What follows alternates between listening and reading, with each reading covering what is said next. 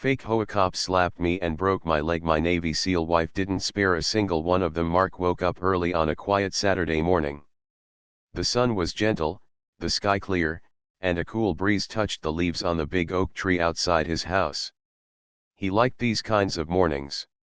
After making a cup of coffee, he walked outside to sweep the driveway. It was his small routine, something that made him feel settled. His wife, Lena, was inside finishing her workout.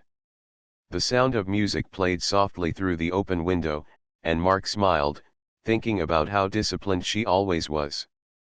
Their neighborhood was usually peaceful, though recently the HOA had been strict. Notices about little things kept appearing in mailboxes. One week it was about a trash bin being left out too long, the next about the grass being half an inch taller than the rulebook allowed. Mark usually ignored most of it, but he had heard neighbors grumbling about sudden fines and warnings. He thought it was strange, but he didn't let it bother him much. That morning, while Mark was halfway through sweeping, he noticed two men walking toward his driveway. At first glance, they looked like security officers. They wore dark uniforms with the words "Compliance Enforcement" stitched across their shirts. They had badges clipped to their belts, but Mark immediately noticed something odd. They didn't look like any city or state officers he had ever seen. "Good morning," one of the men said, his voice sharp and official. "We're here about multiple violations on your property." Mark leaned on his broom, confused. "Violations? What kind of violations?" The taller man held up a clipboard. The paper on it looked like an official notice, but the formatting was strange. The logo at the top was blurry, almost as if it had been copied and pasted. "Several warnings have been ignored. You now owe an enforcement fee. We'll need payment today." Mark frowned. He had never seen an HOA officer come to someone's door asking for money. "I think there's a mistake. If there's a notice, I'll call the HOA office and handle it properly." The man's face hardened. "No, sir. We handle it here and now. If you don't pay, penalties will be higher. HOA has authority like police in this neighborhood." That statement made Mark pause. Authority like police? That didn't sound right at all. He stepped back toward his door, pulling his phone from his pocket. "Let me call the HOA office to confirm this." "What's your supervisor's number?" The shorter man's expression shifted into irritation. "Don't play games. You pay now, or it gets worse." Mark shook his head. "No, sir. That's not how it works." The taller man suddenly slapped the phone out of Mark's hand. The phone clattered onto the driveway. Before Mark could react, the man shoved him in the chest. Mark stumbled backward, his foot catching the edge of the step. He lost his balance and fell hard onto the stone steps leading to the front door. A sharp, searing pain shot through his leg. He gasped, clutching his thigh. One of the men muttered, "This is what happens when people don't listen." Across the street, a neighbor's doorbell camera caught the entire scene. Another neighbor, an older woman watering her plants, shouted out, "Do you need help?" "Mind your business," the shorter man barked at her. Mark tried to push himself up, but the pain was unbearable. His leg felt wrong, twisted in a way it shouldn't be. He groaned, "I think my leg's broken." "You need to leave now. I'm calling 911. That single sentence changed the men's behavior instantly. They looked at each other, panicked. The taller one muttered, "Wrong address." Without another word, they turned and hurried back down the driveway. They jumped into a plain white pickup truck parked at the corner. The truck had no markings, no numbers, just a bumper sticker from a local gym. Within seconds, they sped away, tires screeching. Lena rushed out of the house the moment she heard the thud and Mark's cry. She ran to him, her eyes wide with worry. Dropping to her knees, she gently touched his shoulder. "Don't move, Mark. Stay still." "My leg," he gasped, sweat forming on his forehead. I know, Lena said calmly. Her voice was steady, controlled, almost like she had been trained for emergencies. She pulled her phone from her pocket and dialed 911, giving their address and explaining what happened in a clear, detailed way. Her hands didn't shake. Her words were firm. Neighbors gathered at the edge of the driveway, whispering. The older woman who had shouted earlier came closer, holding her phone up. I got their truck on video. I saw everything. Thank you, Lena said, without looking up. She placed a hand on Mark's arm. Help is on the way. Don't try to move. Mark winced, pain shooting through him with every small movement. He hated feeling helpless. But when he looked at Lena, her calm expression gave him a strange sense of peace. Even in this chaos, she looked like she was already planning the next step. Minutes later, sirens echoed through the neighborhood. A police car pulled up, followed by an ambulance. Paramedics rushed to Mark's side, carefully lifting him onto a stretcher. The officer began asking questions, jotting down notes. Neighbors handed over videos and photos, describing the strange uniforms and the plane truck. As the paramedics loaded Mark into the ambulance, Lena stayed right by his side. Her eyes, however, scanned the ground. Near the steps, she noticed something small lying in the grass. It was a clipboard, dropped during the struggle. She picked it up. The paper on it had a fake letterhead, riddled with spelling errors and no official stamp. She studied the badge emblem printed on the paper. It was just a simple design pulled from the internet. Her instincts told her immediately, these men were not real officers. She tucked the clipboard under her arm. When the officer asked her questions, she calmly handed it over. They're imposters, she said quietly. And they made a big mistake today. As the ambulance drove away, Lena held Mark's hand tightly. He was in pain, but she squeezed reassuringly. We'll get through this, she whispered. They think they scared us. But they don't know who they're dealing with. Mark managed a weak smile despite the pain. He knew Lena well. She was calm, quiet, and never bragged about her past. But he also knew her past was extraordinary. And when she said something with that kind of certainty, it meant one thing: she already had a plan. That morning began with sweeping leaves, but it ended with an ambulance ride and a storm building in Lena's mind. She wasn't thinking about revenge. She was thinking about truth, justice, and protecting every neighbor on their street from the same fraud. And deep down, she already knew this was only the beginning. Mark lay in the hospital bed with his leg elevated in a thick cast. The sterile smell of the ward mixed with the quiet beeping of machines, but his mind was not on his injury. He kept replaying the scene in his head, the men's fake badges, their aggressive words, and the sudden pain when he fell. Each time he remembered, his chest tightened. Lena sat beside him, calm as always. She held a notebook open on her lap, already jotting down details. Dates, times, descriptions. She recorded everything she could remember. The nurses had already confirmed what Mark feared: his leg was broken, and recovery would take weeks, maybe months. He felt frustrated, helpless, but Lena's steady presence reminded him that he wasn't alone. Not long after, a police officer entered the room. His name tag read Officer Harris, and his expression was professional but kind. He introduced himself and explained he was assigned to investigate the case.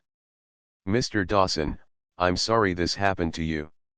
From what your neighbors recorded, these men were impersonating officials.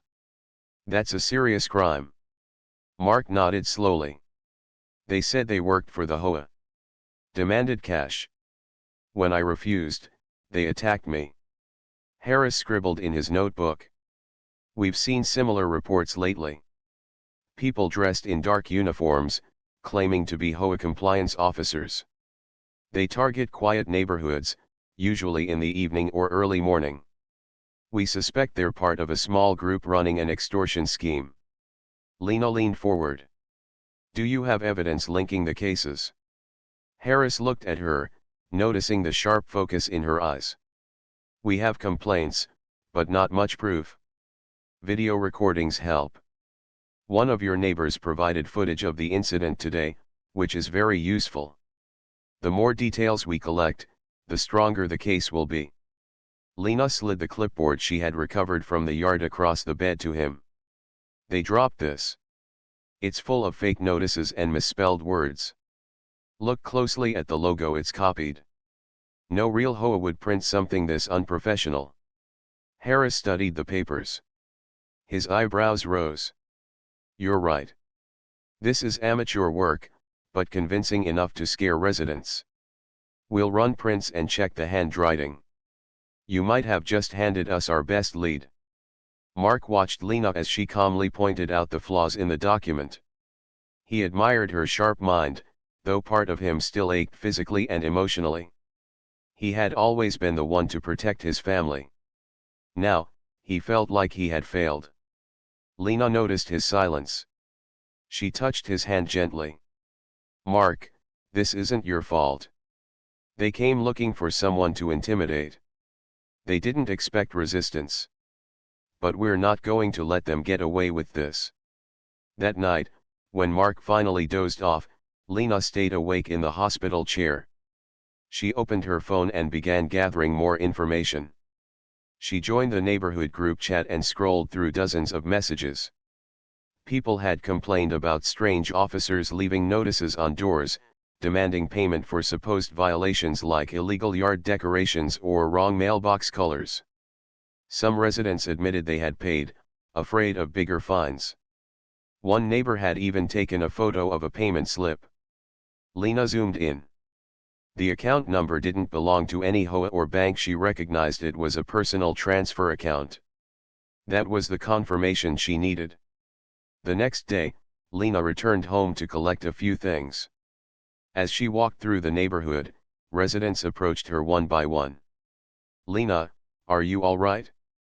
We heard what happened to Mark, said Mrs. Taylor, the woman with the doorbell camera.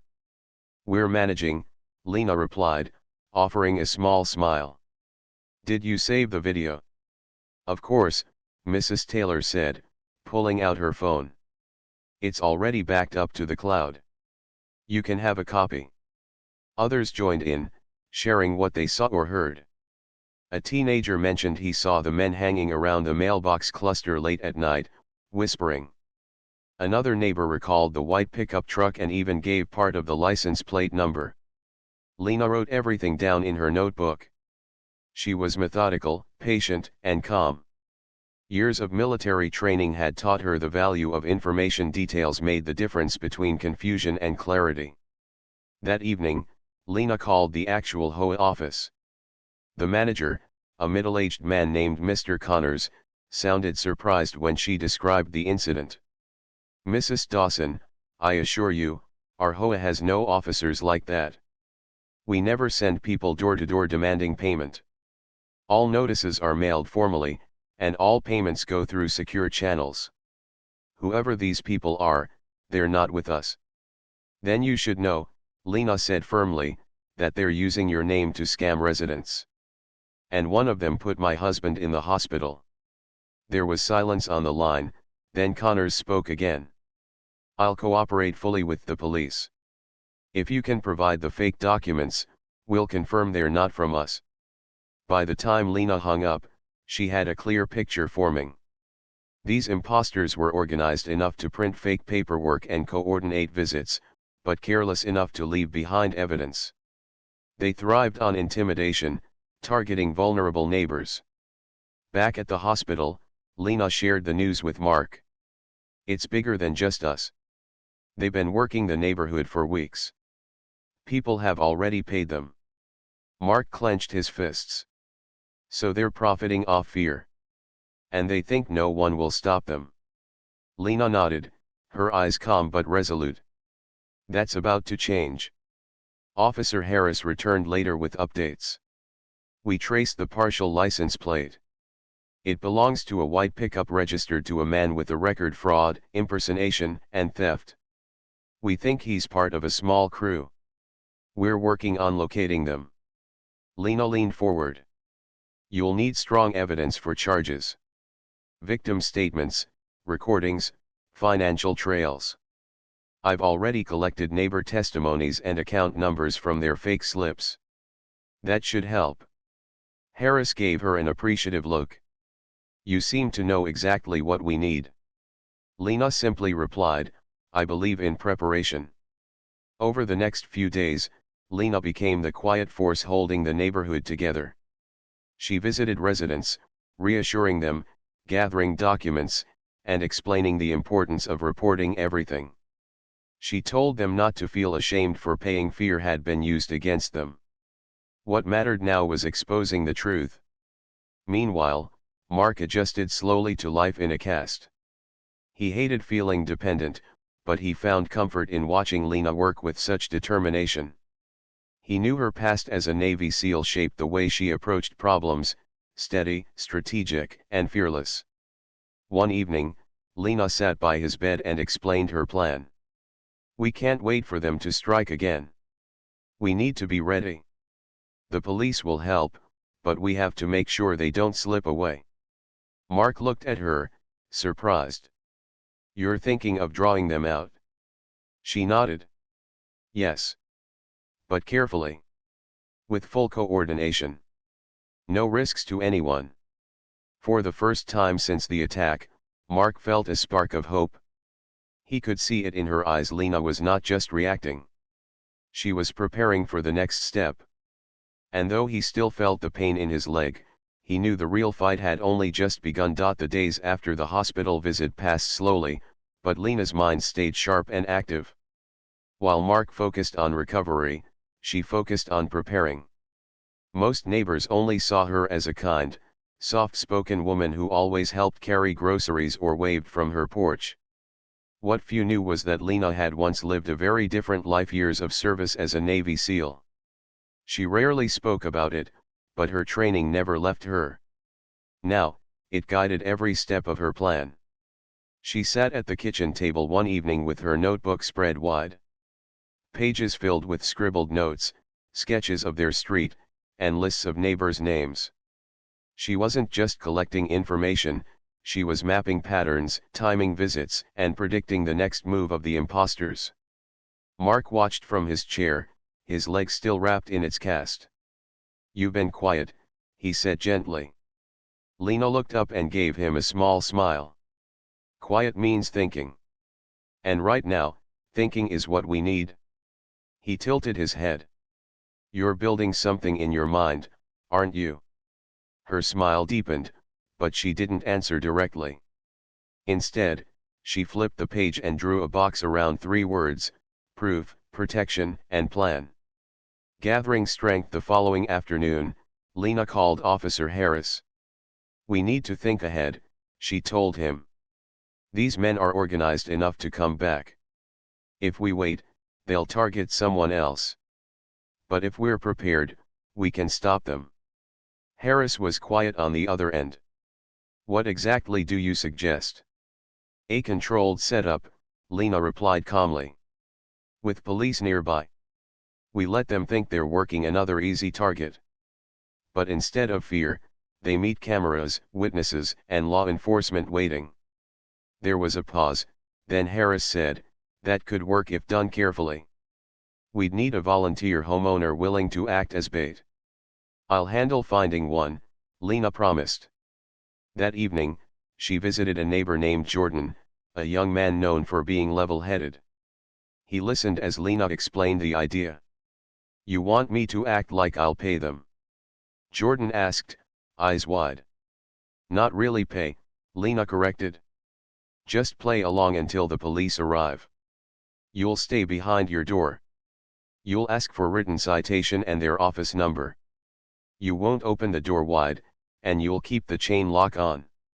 The moment they pressure you, you signal. Jordan frowned. Signal how? Blink the porch light twice. I'll be watching from across the street. Jordan hesitated, then nodded. If it helps the neighborhood, I'll do it. Setting the stage, Lena prepared carefully. She advised Jordan on what to say, wrote it out in simple lines, and rehearsed with him. She adjusted the porch light for a quick switch and positioned a small camera inside the living room. She even suggested he keep his phone on speaker so everything could be recorded. The next step was coordination. Lena walked Officer Harris through her map of the street. She pointed out where plainclothes officers could stand near the mailbox cluster, behind the parked SUV, and 2 houses down where the sight lines were clear. "You've done this before," Harris remarked, impressed. Lena only replied, "Planning prevents chaos." The evening of the setup arrived. The sun dipped low, painting the sky orange. The street was quiet, but the tension was thick. Lena stood on the porch of another neighbor's house across the road, who had pulled up, phone in hand. She looked calm, but inside her senses were sharp. Every sound, every shadow, every flicker of light, it all mattered. Mark, from the hospital bed, had begged her not to put herself in danger. She promised she wouldn't. "I'm not fighting," she had told him. "I'm preparing." The return right on time, headlights swept across the street. A white pickup rolled slowly into view. The same men stepped out, the tall one with a clipboard and the shorter one with quick, restless movements. This time, a third figure stayed in the truck, holding what looked like a radio handset. Lena's eyes narrowed. They had grown bolder.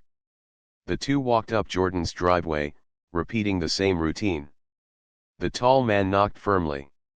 "Compliance officers. You have unpaid violations. Immediate payment required." Jordan cracked the door just enough, the chain lock still fastened. His voice trembled slightly, but he remembered Lena's words. "Can I see a written citation number? And your supervisor's phone?" The imposter smirked. "Don't waste time. Pay now, or penalties double." Jordan blinked the porch light twice. Lena's phone buzzed with the signal.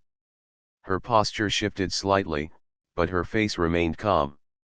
She stepped out of the shadows, phone raised. Her voice carried clearly across the driveway. "This address is recording," she said firmly. "Provide your agency name and badge numbers for verification." The men froze. The tall one tried to bluff, flashing his fake badge. "We don't answer to you. Go back inside." The shorter one, more nervous, reached toward his belt as if to intimidate. Lena didn't move closer, but her words were sharp, trained, and steady. "Keep your hands visible. Step back from the door." The imposters exchanged a glance. Something about Lena's tone made them hesitate. She wasn't shouting, but she wasn't afraid. And that confidence unsettled them. The net tightens from both ends of the street, plainclothes officers began to close in. Harris stepped forward, badge held high. "Police. Drop what's in your hands. Now." The tall man's eyes darted left and right. The third man in the truck shouted, "Run." For a split second, chaos threatened to break out. The shorter imposter moved to bolt, but Harris was quicker, blocking his path. Another officer grabbed the tall man before he could push Jordan's door.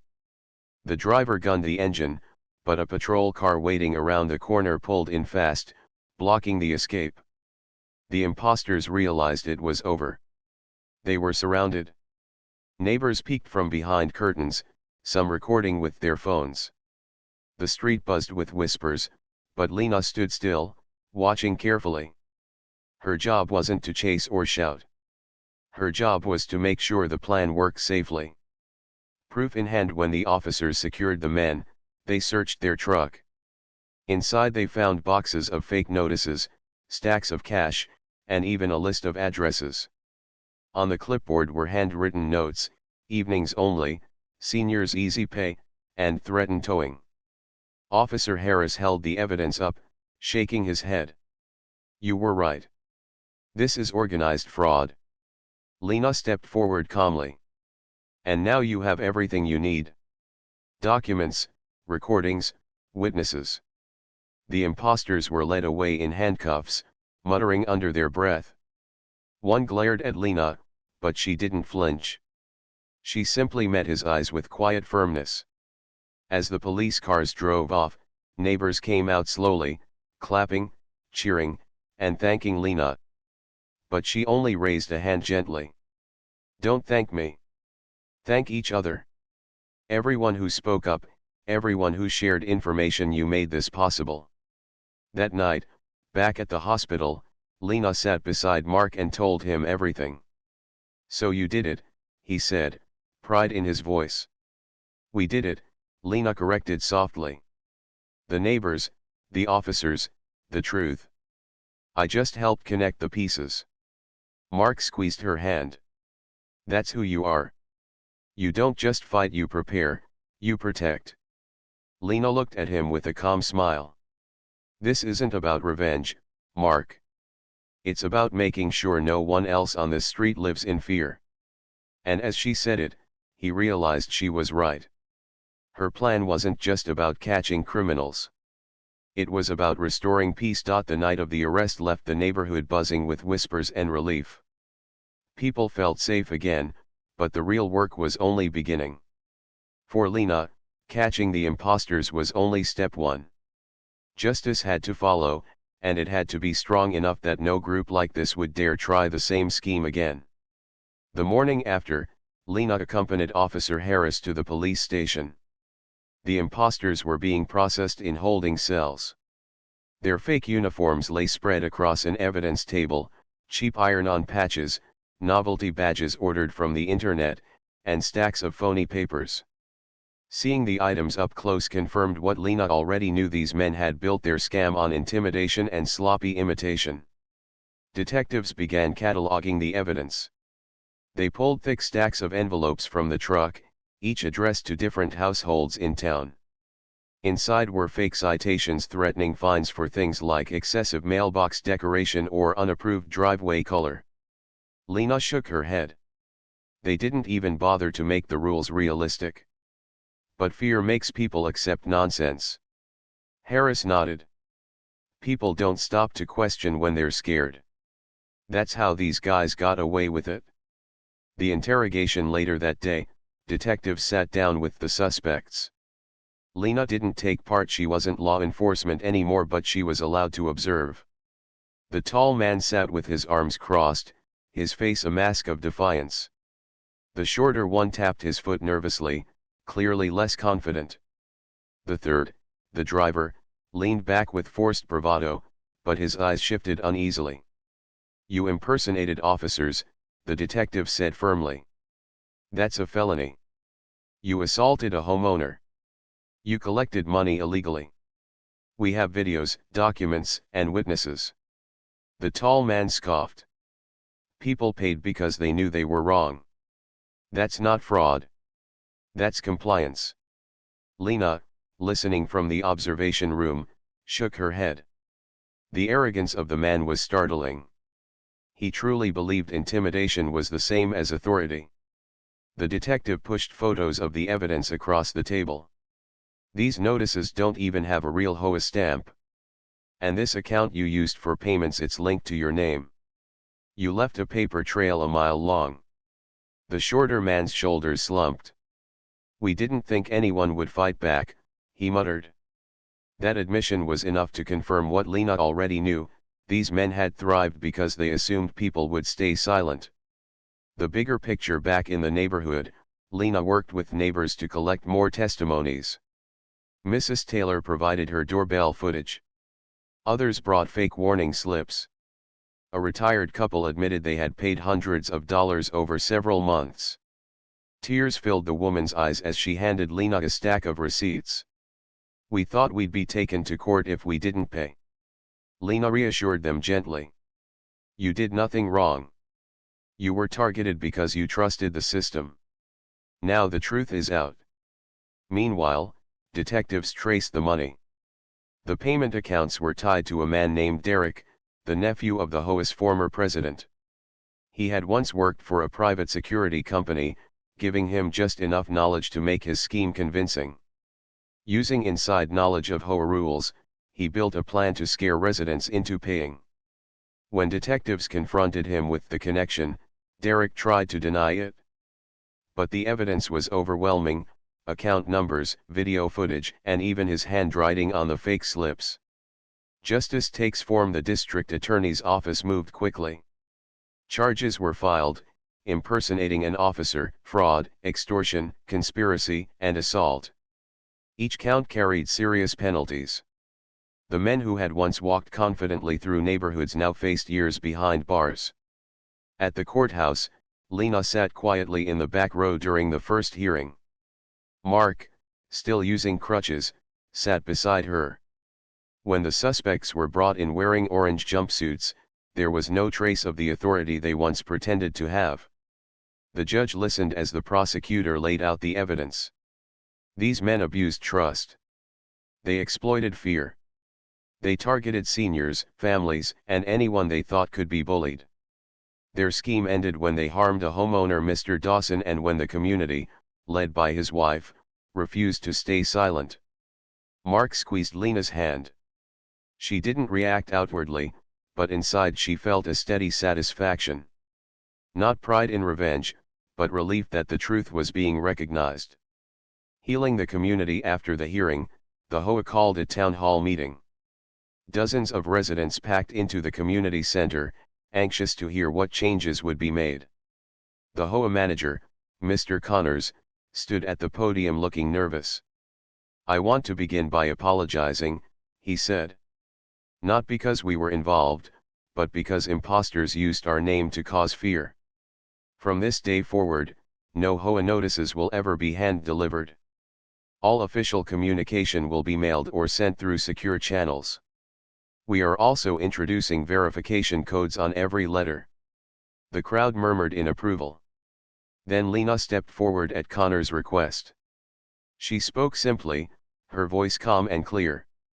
"You all should know this wasn't your fault," she began. "Fear makes people quick to obey.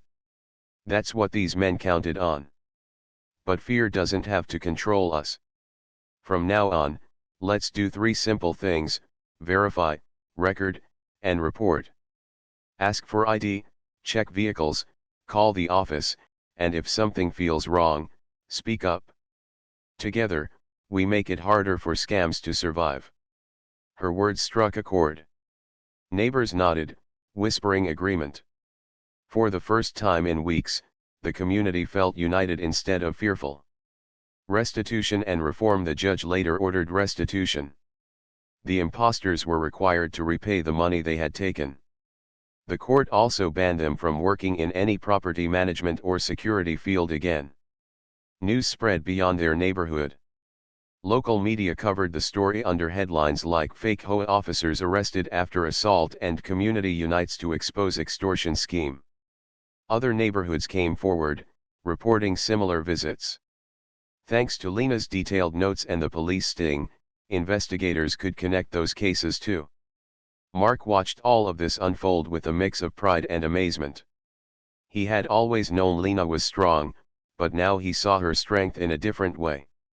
Not just physical, not just tactical, but moral. She never sought revenge. She wanted fairness, safety, and peace. One evening, as they sat on the porch watching the sunset, Mark said softly, "You didn't just stop them. You changed this whole street." Lena smiled faintly. "I didn't do it alone. Everyone played a part. That's what makes a community strong." A quiet strength. Weeks later, as Mark's leg began to heal, he noticed Lena returning to her normal routines: gardening, waving at neighbors, helping carry groceries. But he also noticed how people looked at her differently now. With respect. With gratitude. Children on bicycles waved as they passed, shouting, "Hi, Mrs. Dawson." Neighbors stopped by with baked goods or thank you notes. Even the HOA, often criticized, now treated her as a trusted advisor. But Lena never sought recognition. When asked about what she had done, she always answered simply, "We did it together." For her, the greatest victory wasn't the arrests or the court case. It was the sight of her street at peace again. No more strange knocks, no more threats, no more fear. She knew challenges would come again in life, as they always did. But this time, her neighbors were ready. They had learned to stand together, to question calmly, and to trust each other. And that, Lena thought as she sipped her tea on the porch one evening, was the truest kind of justice. White heavy check mark word count, 1320. Mark returned home on a bright afternoon with a bulky walking boot and a small bag of hospital papers. The front porch looked the same as the day everything changed, but his steps felt new, slow, careful, determined. Lena walked beside him, not hovering, just there. She had a way of making space feel safe without saying a word. Inside, she had already set up a chair near the window, a tray for medicine, and a bell he never needed to use because she seemed to hear him before he spoke. The first week was about routine. Breakfast at the same time. Short walks from the couch to the kitchen and back. Ice packs rotating in and out of the freezer like soldiers on duty. When he grew frustrated, Lena made tea and sat with him. She did not talk about strength, or bravery, or what he should feel. She spoke about small wins, a step taken without wincing, a night of good sleep, a morning without dread. He realized healing was not a single event but a string of quiet victories. A physical therapist named Maria visited twice a week.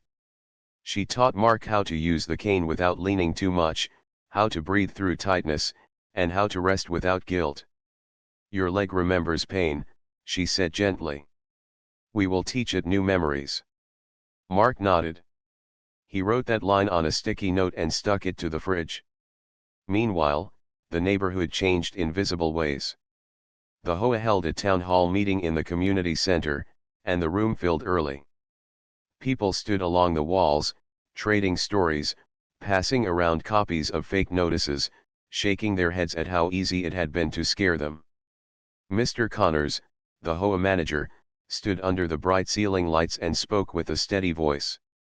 "From today," he said, "no one will ever ask you for payment at your door.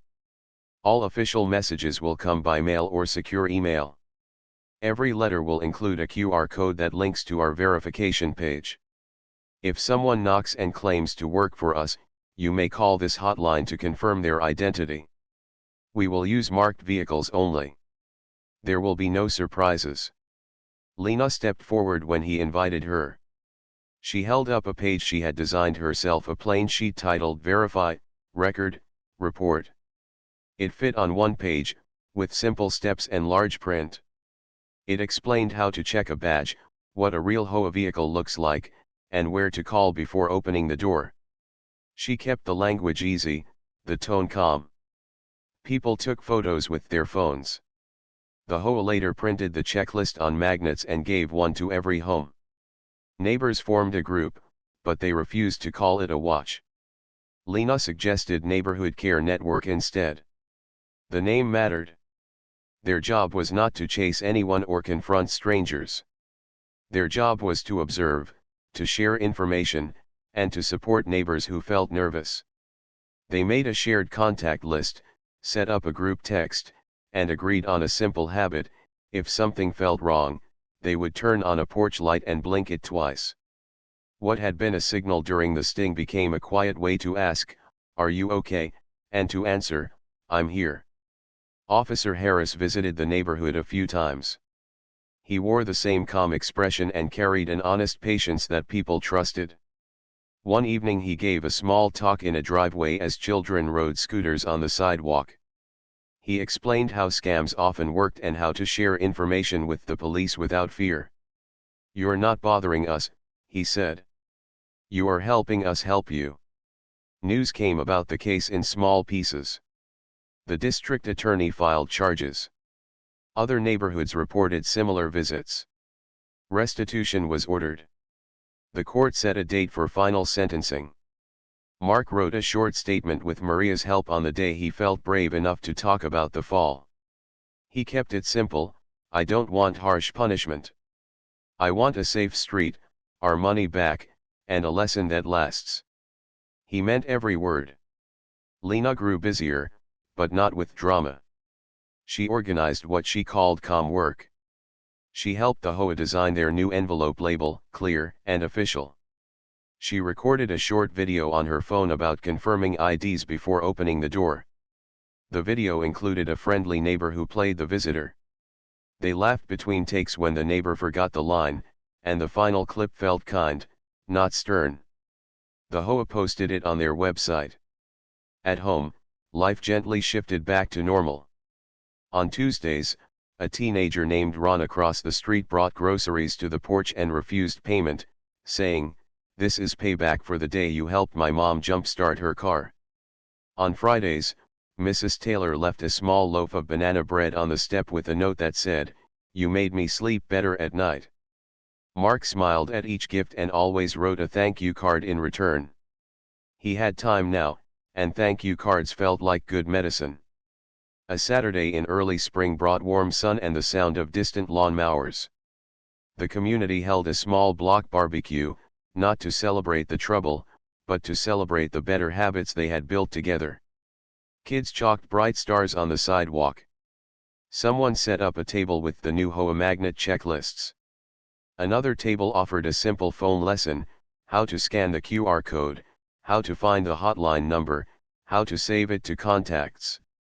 The air smelled like grilled corn and cinnamon cookies. Lena kept a low profile at the barbecue. She moved from person to person, checking in, making sure the quiet ones felt included. She never stood in the center.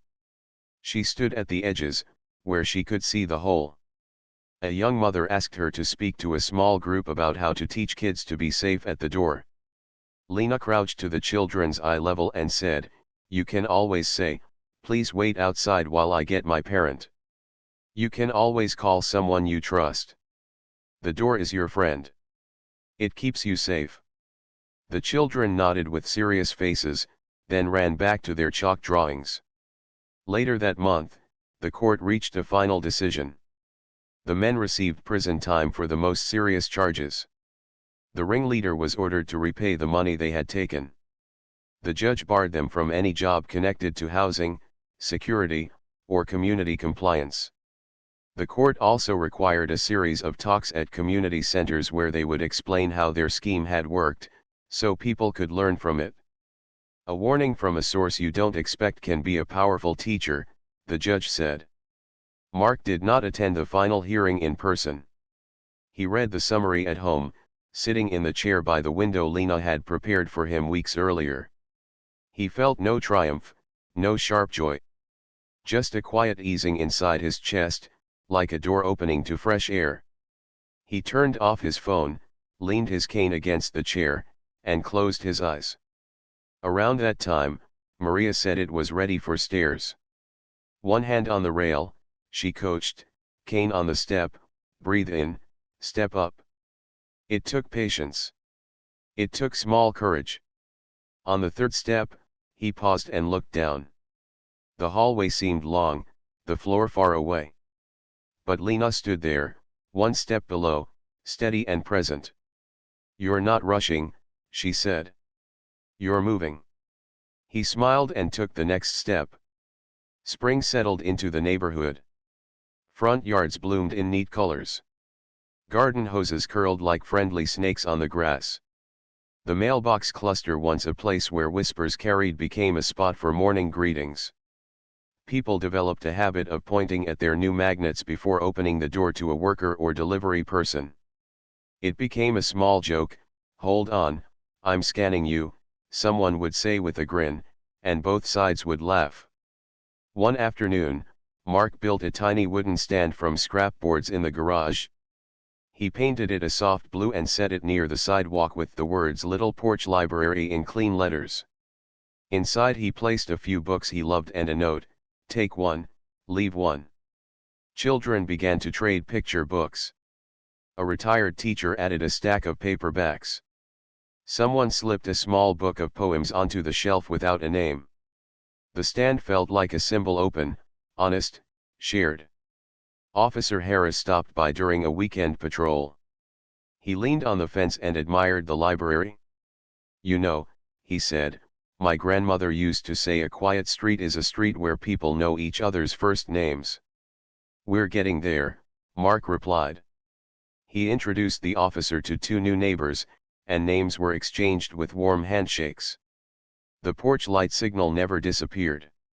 It changed meaning.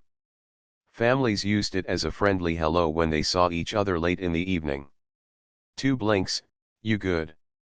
2 blinks back, all good. It was ordinary and sweet. It made people smile. The same signal that once warned of danger now carried a softer message connection. As weeks turned into months, the story drifted from the center of people's minds. Not because it was forgotten, but because it had become part of a larger story, one about a community that learned to choose calm over panic, truth over fear, and teamwork over silence. The HOA's new systems worked well. The hotline picked up on the first ring. The QR code scanned smoothly. Delivery drivers learned the routine and thanked residents for checking. It makes us feel safer too, one driver said. On a golden evening, Mark and Lena sat on the porch as shadows stretched across the lawn. The little library door clicked softly in the breeze. Somewhere down the street, a dog barked twice, then quieted. The world felt simple again. Mark reached for Lena's hand. Do you remember what I said the night of the sting? He asked. You told me I didn't spare a single one, she said, eyes kind. He nodded. I was wrong in a way. You did spare someone. You spared all of us from being afraid. Lena looked at the street, the tidy lawns, the kids racing scooters, the neighbor waving from a garden, the porch lights glowing like small moons. We spared each other, she said. That's how it's supposed to be. They sat quietly after that, listening to the soft hum of a safe evening. The checklist magnet glowed a little under the porch light. The cane rested by the chair, used but not needed in that moment. A tiny voice drifted from the sidewalk where two children traded books. You can read this one first, it's about a brave person who is also gentle. Lena smiled, and Mark did too. The street had healed, not with noise, but with good habits, steady hands, and neighbors who had learned the shape of each other's courage. The kind that keeps doors closed when they should be, and hearts open when it matters most. White heavy check mark word count, 1310.